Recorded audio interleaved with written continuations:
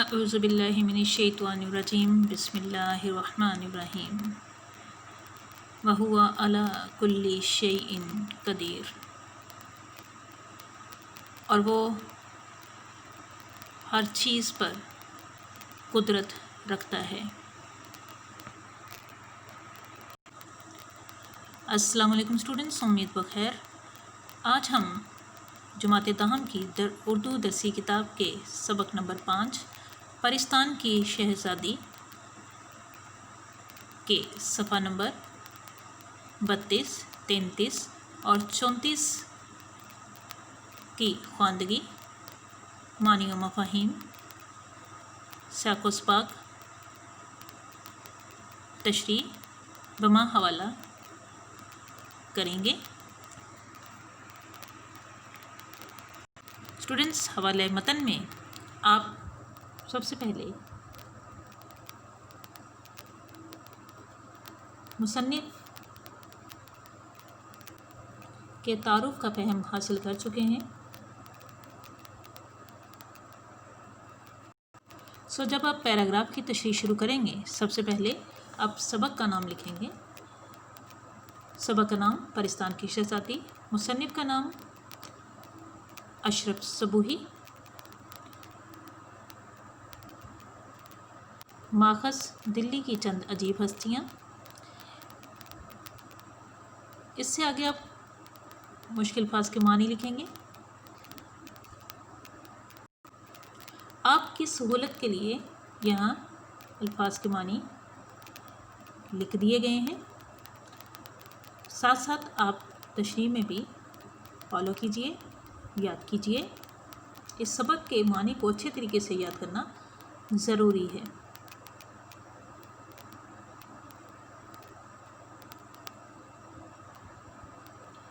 معنی صفحہ نمبر 32، 33 اور 34 کے ہیں۔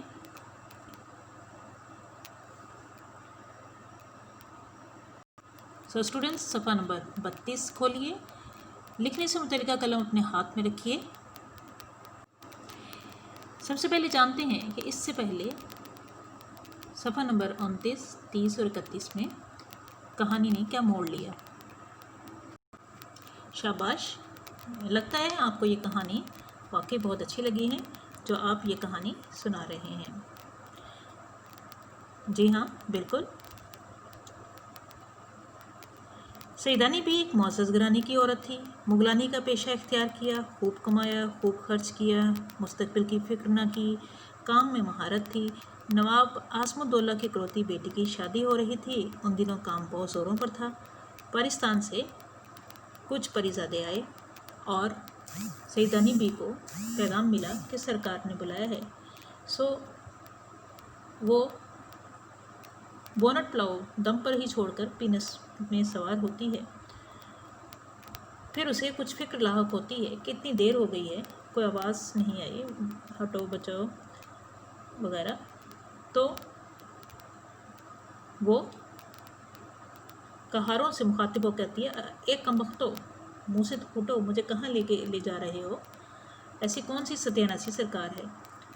پھر کوئی ہنستے ہوئے جواب دیتا ہے کہ سیدانی بھی، تم خفا کیوں ہوتی ہو؟ کوئی دم میں، تھوڑی ہی دیر میں محلات دکھائی دینے لگیں گے۔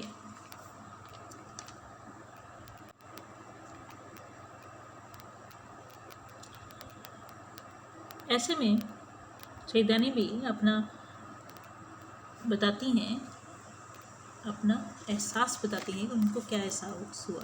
ان کو ایسا معلوم ہوا کہ جیسے کوئی پالکی کے پاس ہی، اس ڈولی کے پاس ہی کوئی بول رہا ہے، یعنی کہ اتنی بلند آواز تھی۔ منہ نکال کر جو دیکھا تو پھر سیدانی بی نے منہ باہر نکال کر دیکھا تو بیگم کیا کہوں؟ پھر مخاطب ہوتی ہے کس سے؟ جی، میر صاحب کی بیگم سے، کہ میں پھر کیا کہوں، ایک بے چاکی شکل کا آدمی تھا، یعنی بے ڈنگی شکل کا آدمی تھا۔ بکرے کا سا منہ تھا اس کا، اور گھوڑے کی جیسی ٹانگیں تھیں، یعنی ان دونوں کا وہ مکسچر تھا۔ اور پالکی آپ چلی جا رہی تھی۔ پالکی کو، ڈولی کو چلا نہیں رہا تھا، میں سمجھ رہا تھا کہار چلا رہے، کہار نہیں چلا رہے، خود بخود چل رہی تھی۔ نہ کہار تھے نہ کہاریاں، نہ اس کو کہار لے کے جانے والے تھے، نہ ہی کہار یعنی کہ نہ ہی ڈولی کو اٹھا کر لے کے جانے والیاں۔ اب تو ڈر کے مارے میرا دم گھٹنے لگا۔ اب کیا ہوا؟ جب میں نے یہ حالات صورت احوال دیکھی تو میرا خوف کے مارے جیسے سانس ہی رکنے لگا۔ آنکھیں بند کر لی اور کلمہ پڑھنے لگی۔ پھر میں نے آنکھیں بند کر لی خوف کے مارے اور لا الہ الا اللہ محمد رسول اللہ پڑھنے لگی کہ شاید اب موت قریب ہے، اور ڈھیر ہو کر رہ گئی، یعنی بے ہوش ہو کر گر گئی۔ منٹ 2 منٹ کے بعد، یعنی کچھ لمحوں کچھ ساعتوں کے بعد پھر ہمت کی، پھر حوصلہ کیا کہ اول مرنا آخر مرنا، پھر مرنے سے کیا ڈرنا، کہ مرنا ہی ہے، اب مر جائیں، زندگی کے ابتداء میں مر جائیں یا زندگی گزار کر اختتام پر مر جائیں، آج مریں یا کل، بات تو ایک ہی ہے، تو پھر مرنے سے کیسا خوف، موت سے کیسا خوف۔ سو للکار کر بولی، سو اس کو پکار کر چیلنج کر کے بولی، ارے جواں مرگ، ارے جوانی میں ہی مر جانے والے، تو کون ہے بتا، تو دن ہے یا بوت ہے، یاد رکھ اس بات کو کہ میں کوئی عام شخص نہیں ہوں، عام ہستی نہیں ہوں، میں سیدانی ہوں، میں پاک خاندان سے تعلق رکھتی ہوں، مجھ کو بتا کہ تو کون ہے، نہیں تو جل کر راکھ ہو جائے گا، تو جل کر راکھ ہو جائے گا، یعنی کہ بھسم ہو جائے گا، مٹی بن جائے گا۔ بھلا چاہتا ہے تو مجھے یہی اتار دے، اگر تو اپنا بھلا چاہتا ہے، فلاح چاہتا ہے، بہتری چاہتا ہے، تو مجھے یہی اتار دے، مجھے نقصان پہنچانے کا قصد مت کرنا۔ اس نے کہا، سیدانی بھی گھبراؤ نہیں، خوف نہ کھاؤ، ڈرو نہیں، ہم اور ہمارا بادشاہ سیدوں کو بہت مانتے ہیں، ہم ہیں یا ہمارے بادشاہ سلامت ہیں، وہ آپ کو یعنی آپ جیسی پاک ہستیوں کو، سیدوں کو بہت مانتے ہیں، خاطر جمع رکھو، تسلی رکھو، کوئی تمہیں تکلیف نہیں ہوگی، ہماری شہزادی کی شادی ہے۔ پھر وہ مدعا مقصد کی طرف آتا ہے کہ ہماری شہزادی کی شادی ہے، کپڑے سی کر چلی آنا، تم وہاں جا کے کپڑے سلائی کرنا اس کے، پھر تم واپس اپنے دیس آ جانا، تم جتنا مانگو گے انعام ملے گا، جتنا بھی تم طلب کرو گی، جتنی خواہش کرو گی، اتنا ہی تمہیں انعام و اکرام توفتاً ملے گا۔ لو دیکھو وہ سامنے ہمارے بادشاہ کا محل ہے۔ پھر وہ کہتا ہے کہ بھئی اتنی سی دیر میں ہمارے بادشاہ کا محل بھی آ گیا، جیسے کہ میں نے کہا تھا۔ سو آگے بڑھتے ہیں اسٹوڈنٹس۔ بڑی مشکل سے ڈرتے ڈرتے آنکھیں پھاڑ کر دیکھا،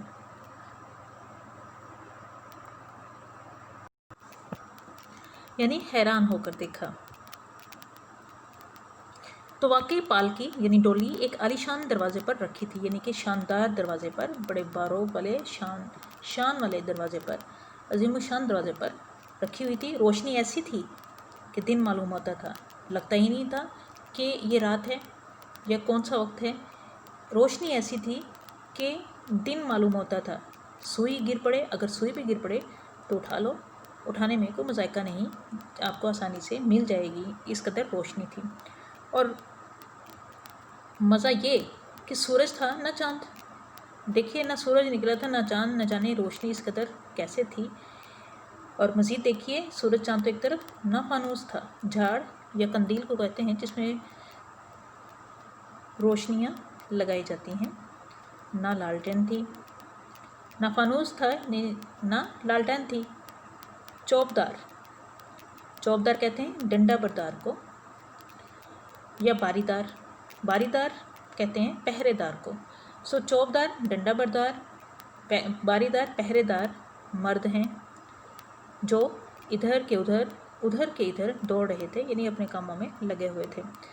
آسمان پر سے عجب طرح کے باجوں کی آوازیں آ رہی تھیں۔ اگر آسمان کی طرف دیکھو تو بڑی عجیب سی بات ہے، ہمارے دنیاوی دیس میں ایسا کچھ نہیں ہوتا، لیکن باجوں کی آواز، شہنائیوں کی، شادیانوں کی آوازیں آ رہی تھیں تو آسمان کی طرف سے آ رہی تھی۔ یہ تماشا دیکھ کر، یہ عجیب سا منظر دیکھ کر میں ساری مصیبت بھول گئی کہ مجھے کس طرح بلایا گیا، کہاں لایا گیا، یہ ساری بلا، یہ ساری مصیبت، یہ ساری مشکل میں ایک دم سے بھول ہی گئی۔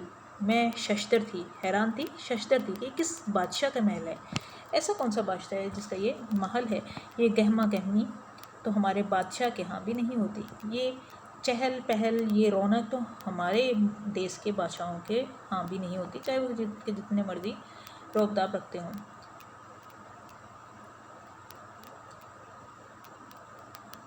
قصے کہانیوں میں جیسی پریوں کا ذکر سنا ہے، ایسی ایک پری شانوں پر بال بکھرے ہوئے، بازوؤں پر میرے پاس آئی اور مہین آواز میں بولی، سیدہ نے بھی بڑی راہ دکھائی۔ جیسے ہم کہانیوں میں سنتے ہیں، قصے کہانیوں میں سنتے ہیں، ویسا ہی میرے ساتھ ہوا کہ وہاں میں نے ایک پری کو دیکھا کہ اس پری کے شانوں یعنی کندھوں پر بال، اس کی زلفیں بکھری ہوئی تھیں، بازوؤں پر تھے، پر کیونکہ پری تھی سو اڑنے کے لیے جو پر اس کی ضرورت ہے وہ تھے۔ وہ میرے پاس آئی، مہین آواز میں یعنی باریک آواز میں بولی، سیدہ نے بھی بڑی راہ دکھائی، یعنی آپ نے بہت انتظار کروایا، ہمارے بادشاہ اور بادشاہ کی بیگم کب سے آپ کا انتظار فرما رہے ہیں، آپ کی راہ دیکھ رہے ہیں، آؤ ہم چلتے ہیں محل کے اندر، میں تمہیں لے کر چلتی ہوں۔ پھر سیدہ نے بھی کہتی ہیں کہ میں پالکی سے اتری، ڈولی سے اتری، اور چادر کو سفید رنگ کی لے کے آئی تھی، اس کو اچھی طرح پھر دوبارہ اپنے ارد گرد اوڑھا، اس پری کے ساتھ چلی اور اس پری کے ساتھ اس کے ہمراہ چل پڑی۔ کیا کہوں اندر کیا بہار تھی، کہتی ہے کہ میں اب کیا بیان کروں آپ کو میر صاحب کی بیگم صاحبہ کہ اندر کیا بہار تھی، کیا رونق تھی، ہزاروں پریاں، گورے گورے رنگ، بوٹا سا قد، زرق برق کپڑے، ہنستی چولے کرتی، اہلی گہلی پھر رہی تھیں۔ کہتی ہیں کہ ہزاروں پریاں، لاتعداد پریاں، رنگ ان کے سفیدی مائل تھے، صاف رنگت کی مالک تھیں، قد بوٹا سا یعنی لمبا قد، زرق برق چمکدار خوبصورت کپڑے، ہنستی مسکراتی، چولے کرتی، شرارتیں کرتی، اہلی گہلی پھر رہی تھیں۔ اہلی گہلی کا مطلب کیا ہے اسٹوڈنٹس؟ جی بڑا خوبصورت مطلب ہے اس کا، نخرے دکھانا، اترا کر چلنا۔ سو دیکھیے کس طرح رنگ بکھیر رہے ہیں، تصویر کشی کر رہے ہیں ان پریوں کی، اشرف صبوحی، کہ اترا کر وہ پریاں چل رہی تھیں۔ چمن ایسا کہ نہ دیکھا نہ سنا، چمن یعنی باغ ایسا تھا کہ نہ دیکھا نہ سنا، ہر درخت کا تنا چاندی کا، تنا اس کا چاندی کا تھا، سونے کی اس کی شاخیں تھیں، زمرد کے پتے تھے، زمرد سبز رنگ کا قیمتی پتھر ہوتا ہے، سو اس کے پتے تھے، سو رنگ بھی ویسا ہے سبز رنگ کا، تو اس کو اس کے ساتھ تشبیہ دے دی گئی۔ کہیں لال لٹک رہے ہیں، لال یعنی ہیرے، کہیں ہیرے لٹک رہے ہیں، اب یہ کس کی بات ہو رہی ہے؟ درختوں کی، تنے چاندی کے ہیں، سونے کی شاخیں ہیں، زمرد کے پتے ہیں، پھلوں کی جگہ ہیرے لٹک رہے ہیں، لال لٹک رہے ہیں، کہیں نیلم کہیں پکھراج، نیلم اور پکھراج بھی قیمتی پتھروں کے نام ہیں جس طرح کہ لال ہے۔ پھولوں پر یہ عالم تھا جیسے ہیرے چمک رہے ہوں، پھولوں کا پر یہ عالم تھا، پھولوں کا یہ حالت تھی، ایسی کیفیت تھی جیسے ان کے اوپر ہیرے چمک دمک رہے ہوں، کلیاں تھیں، کلیاں کہتے ہیں گنچوں کو، اد کھلا پھول، ایسی تھیں جیسے سراہی دار موتی، اگر موتی کو سراہی کی شکل دے دی جائے جس کا منہ اوپر سے تنگ ہوتا ہے نیچے سے کھلا ہوتا ہے، تو موتیوں کی طرح کی شکل کی کلیاں تھیں، خوشبو سے دماغ مہکا جاتا تھا، ان کی خوشبو سے دماغ جو ہے معطر ہوتا جا رہا تھا۔ حوضوں کا پانی یعنی تالابوں کا پانی، اللہ اللہ، اس کا کیا میں بیان کروں، چاندی کے برق بکھرے ہوئے معلوم ہوتے تھے، ایسا لگتا تھا جیسے چاندی کے صفحات ہیں جو جگہ جگہ بکھرے ہوئے ہیں، پانی نہیں ہے تالابوں میں، چاندی کے اوراق ہیں۔ فواروں میں سے موتیوں کی بوچھاڑ ہو رہی تھی، فوارے فاؤنٹین یعنی پانی اس طرح اوپر کی طرف پھوہار کے ساتھ، جوش کے ساتھ چڑھتا ہے کہ نیچے پھر جب گرتا ہے قطروں کی صورت میں، وہ ایسے لگتا تھا جیسے وہ قطرے نہیں ہیں، وہ موتی ہے، موتیوں کی بوچھاڑ ہو رہی ہے، موتی اوپر سے برس رہے ہیں۔ चलते चलते एक बारादरी में पहुँचे। बारादरी 12 दरवाज़ों वाली यानी कि हवादार कमरा। सैयदानी भी कहती हैं कि बारादरी की सजावट, उसकी तज़ीन, उसकी क्या मैं मिसाल पेश करूं, किस तरह मैं अल्फाज में बयान करूं। कलील के दरबार भी देखे हैं मैंने, कलों के दरबार भी देखे हैं, मगर उस जैसा समा आज तक नज़र से नहीं गुज़रा। लेकिन ऐसा मंज़र मेरी नज़र से, मेरी निगाह से नहीं गुज़रा, मैंने दोबारा नहीं देखा। सैकड़ों सुर्ख, सब्ज़, नीली, जर्द, ऊदी, सफ़ेद कुर्सियाँ बिछी थीं। कैसी बिछी थीं? सैकड़ों यानी कि कई सौ, लातादाद। सुर्ख यानी लाल, सब्ज़, हरी, नीली आसमानी रंग की, जर्द यानी कि पीले रंग की, ऊदी मटियाली, सफ़ेद कुर्सियाँ, और सफ़ेद कुर्सियाँ भी वहाँ पे रखी थी, बिछी थी, मौजूद थी। रंग बिरंग के बलौर की थी। किस तरह की थी? बलौर यानी शीशे की थी। वो कैसी कुर्सियाँ थी? शीशे की थी, और चीज़ की ऐसी शफाफ कि आर पार निगाह गुजर जाती थी। ऐसी शफाफ थी, ऐसी साफ सुथरी थी कि इनके आर पार से निगाह गुजर जाती थी, इनके आर पार देखा जा सकता था। और उन पर हसीन हसीन परीज़ात, और उन पर खूबसूरत शक्लें रखने वाले परीज़ात जो थे, यानी कि परी के औलाद जो थे, वो बड़े ठुस्से से बैठे थे, यानी कि बड़े धड़ल्ले से, बड़ी शान से बैठे हुए थे। बीच में एक नमकीरे के नीचे, नमकीरे यानी शामियाने, साहिबां के नीचे एक बड़े याकूत के तख्त जिस पर बादशाह वगैरह बैठते हैं, उसमें हीरे और पन्ने की पिच्चीकारी का काम था। किस पे? नमकीरे पर, साहिबां पर, तख्त पर, याकूत के तख्त पर हीरे और पन्ने की खूबसूरत जो है वो नक्शो निगार बनाए गए थे। बादशाह और बादशाह बेगम अजीब शान, हैरान कुन शान, अजमत, रौब से बैठे हुए थे। बादशाह बेगम के पहलू में, बादशाह बेगम यानी बादशाह की बेगम के करीब एक लड़की, कोई 14-15 साल की होगी। चेहरे की तरफ देखें तो चेहरा जैसे 14वीं रात का चाँद था। तशबीह दी गई है, चेहरा 14वीं रात के चाँद की तरह खिला हुआ और रोशन था। जुल्फ़ें खुली हुई, जुल्फ़ें यानी कि बाल उसके खुले हुए शाने पर बिखरे हुए थे।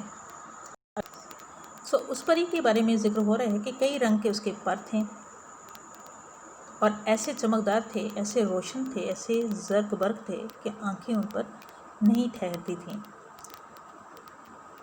सर पर नीम ताज रखे बैठी थी। नीम ताज यानी कि बारीक सा छोटा सा ताज, यानी कि पूरे सर को नहीं वो कवर कर रहा था, दरमियान में था। नीम ताज रखे बैठी थी। और तीनों की पोशाकें लिबास, तीनों की पोशाकें मुराद कौन है? बादशाह बेगम, बादशाह और वो परी शहजादी। तीनों के लिबास एक रंग के हों तो बताऊं, मैं बयान करूं।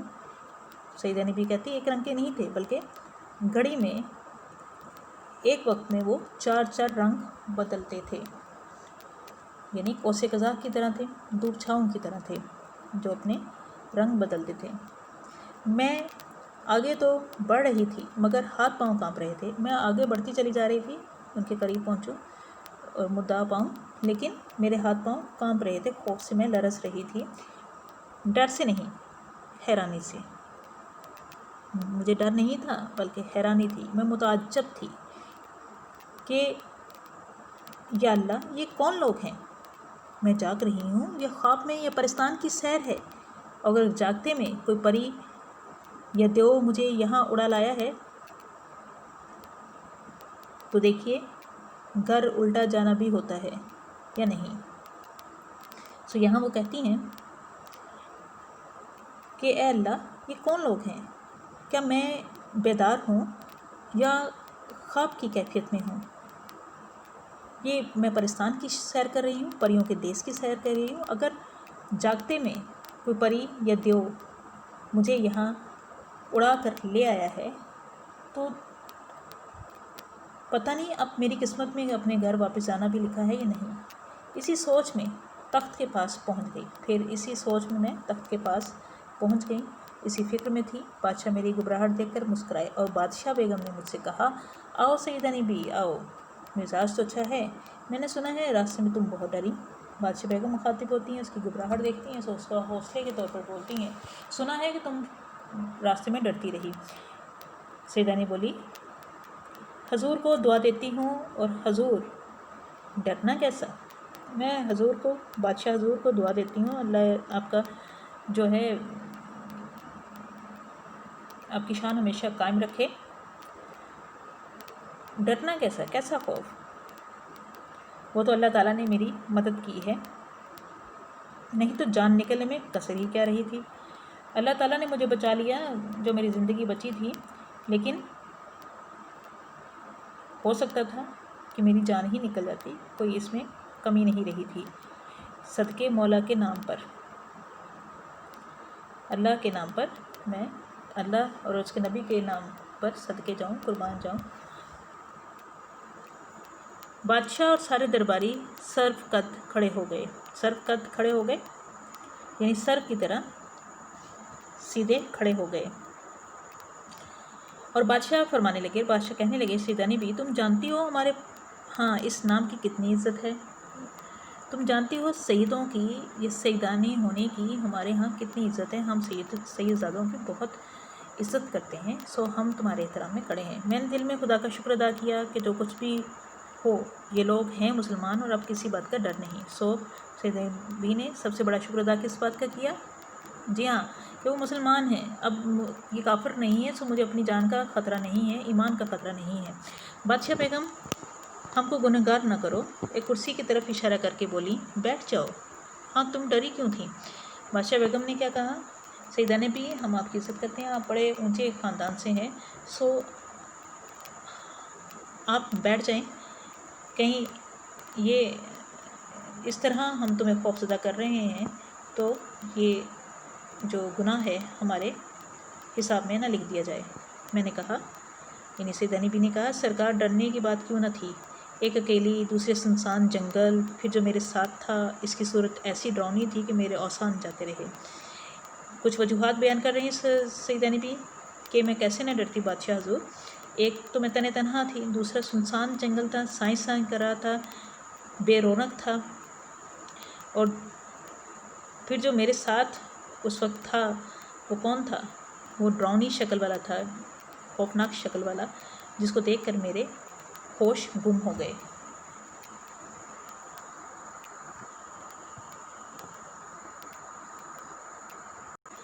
سیدانی بی کی یہ بات سن کر شہزادی خوب ہنسی اور بولی، اماں بیگم بکر گدھا منہ بڑا شریر ہے۔ بکر گدھا یعنی کہ بکر اور گدھے کا امتزاج، یہ بہت موا یعنی کہ مردار شریر ہے، شرارتی ہے، اس نے کہیں اپنی شکل دکھا دی ہوگی، شرارت کی ہوگی، جو سیدانی بھی ڈر گئیں۔ اب میرے پیٹ میں پھر ہول اٹھنے لگا، میں پریشان ہونے لگی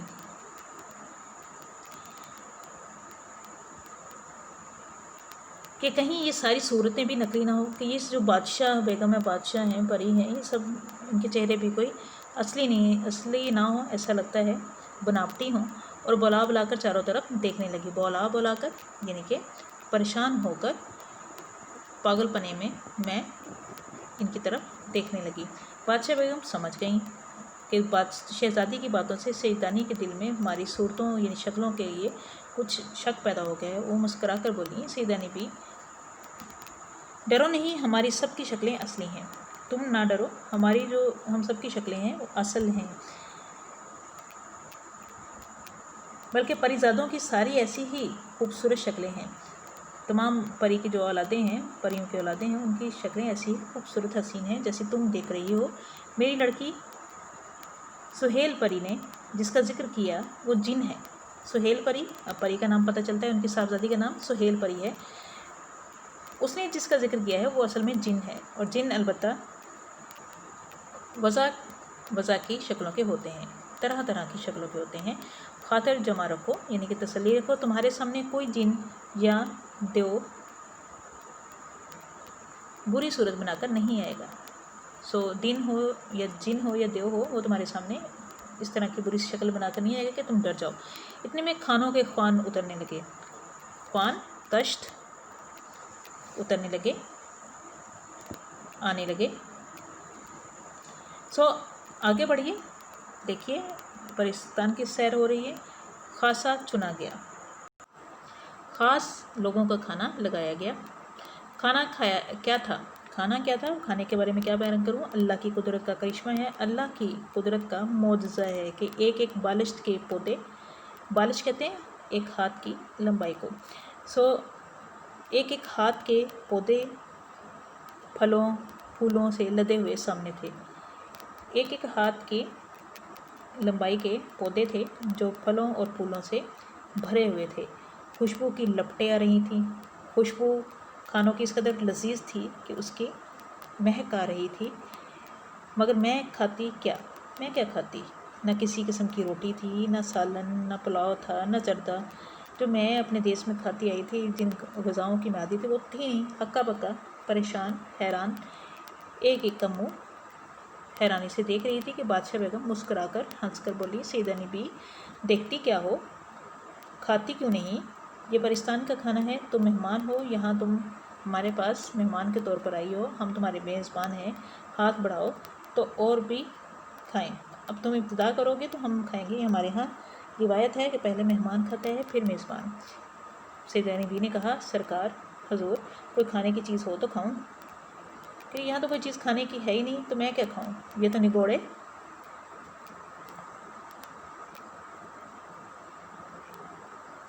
दरख्त हैं और इनमें जो फल फूल लगे हैं वो भी अल्लाह हमारे सचमुच के नहीं दिखाई देते। अल्लाह हमारे सचमुच असली के नहीं नज़र आते। शहज़ादी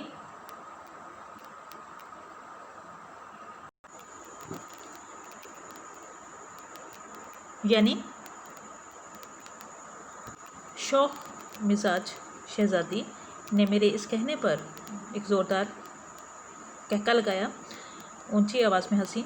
सैयदानी भी जैसा सुना था कि आदमजात यानी कि इंसान की औलाद बड़ी भोली होती है, यानी कि सीधी सादी होती है, वैसा ही तुम्हें भी इंसानों की तरह का ही पाया। तुम बिस्मिल्लाह वगैरह अल्लाह का नाम लेकर कोई भी फल तोड़ोगी और खाओगी तो जिस खाने का दिल में तुम ख्वाहिश करोगी, जिसका सोचोगी, जिस खाने का तुम ख्याल करोगी, वही इसमें लुत्फ़ आएगा। बेगम यकीन मानो, एक जर्द जो फल तोड़कर मैंने मुंह में रखा, क्या कहूँ, दिल्ली में तो किसी ने ऐसे जायका का बोनट पुलाव खाया ना होगा। सो जर्द रंग का जो वो फल तोड़ कर खाती हैं, तो खाने के दौरान में उन्होंने बोनट पुलाव का जायका ख्याल में लाई, तो उसी तरह का जायका उनके मुंह में आया। सो उनके ख्याल में उस तरह का बोनट पुलाव किसी ने ना पकाया होगा, ना किसी ने खाया होगा, इस कदर कमाल का जायका बना था। मीर साहब की बीवी बोनट पुलाव जो घर में छोड़ कर गई थी वही पहले याद आया। मीर साहब की बीवी बोलती हैं, अच्छा तो तुम्हें बोनट पुलाव वही याद आया होगा जो तुम घर छोड़ कर गई थी पकते हुए दम पर। बड़ी लड़की, कले में तो आप बहुत जाया करती हैं, क्या वहाँ भी कभी ऐसे मज़े का पुलाव नहीं खाया? बड़ी लड़की, जो मीर साहब की बड़ी लड़की है, वो कहती है कि कले में तो आप अक्सर जाती हैं, क्या उधर भी इतने मज़े का खाना कभी नहीं बनाया गया होगा, बोनट पुलाव ख़ास तौर पर? सैयदानी, हुसैनी बादशाह के ख़ास रकाबदार के हाथ के बड़े बड़े तारीफ़ी खाने 20 मरतबा खाए होंगे, मगर बीवी, वो बुबास, वो आबो नमक ही कुछ और था।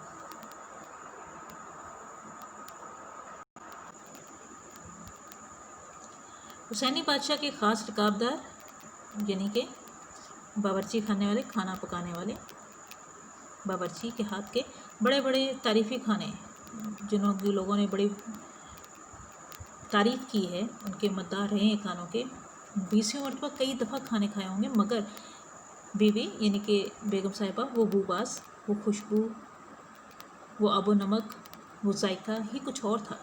पाकिस्तान के जो ये मैंने पुलाव खाया, उसका जायका और उसकी खुशबू ही कुछ और थी। हाँ तो बहन, बस फिर क्या था, جو کھانے کھائے تھے بلکہ جن کا نام ہی سنا تھا ان کا خیال کرتی گئی، اور اللہ تیری شان وہی مزہ آتا گیا کہ میں نے تو زندگی میں جو کھانے نہیں بھی کھائے تھے اور سنے تھے ان کا بھی میں نے پھر مزہ چکھنا چاہا، جو میں نے سوچا ویسا ہی مزہ آتا گیا۔ اچنبھے کی بات تھی، بڑی حیرانی کی بات تھی کہ جب ایک پھل توڑتی تو دوسرا اس کی جگہ فوراً نکل آتا ہے۔ بڑی حیرانی کی بات یہ تھی کہ میں جو پھل توڑتی تھی اسی وقت دوسرا پھل وہاں نکل آتا تھا، یہ نہیں تھا وہ خالی ہو جاتا تھا۔ پھولوں کلیوں کو جو چکھا تو کیا تھی؟ وہ مٹھائیاں تھیں، ایسی نفیس عمدہ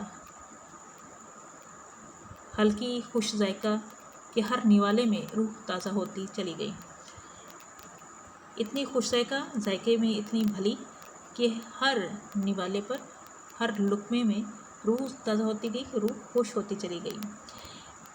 پیاس معلوم ہوئی تو پانی کا خیال آتے ہی یاقوت کا گلاس خود بخود آ کر منہ سے لگ گیا۔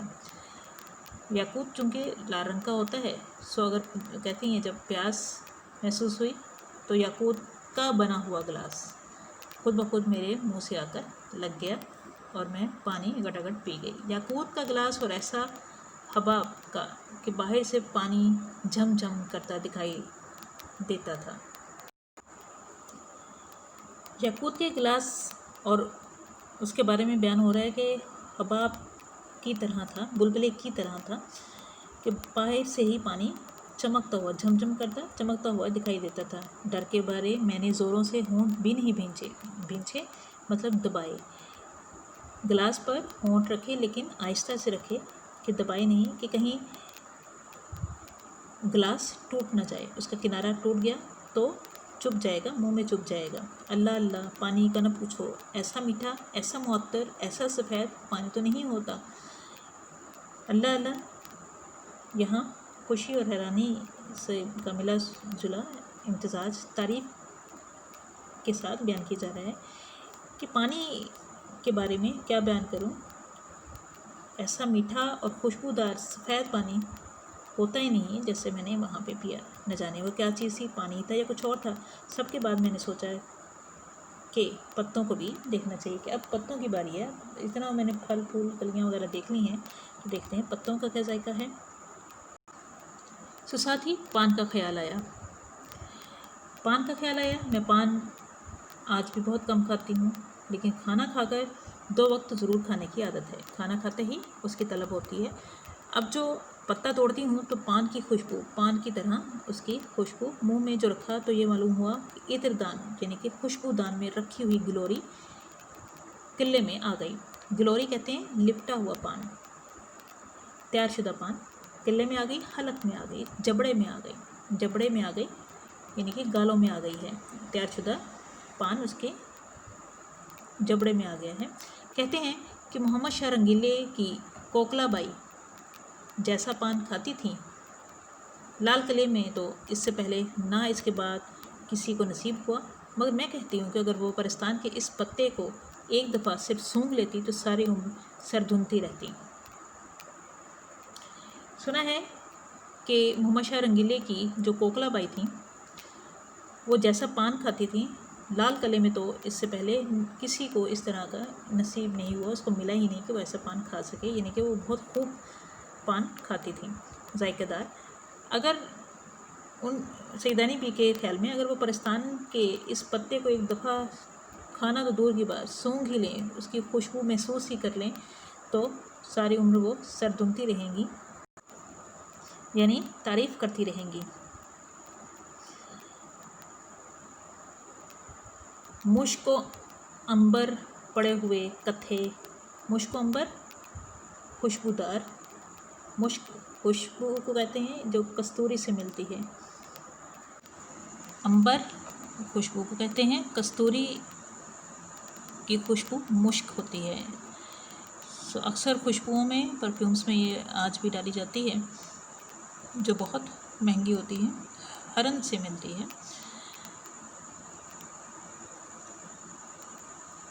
مشک و عنبر پڑے ہوئے کتھے اور سچے موتیوں کے چونا جو پان میں استعمال ہوتا ہے وہ سچے موتیوں کا بنا ہو۔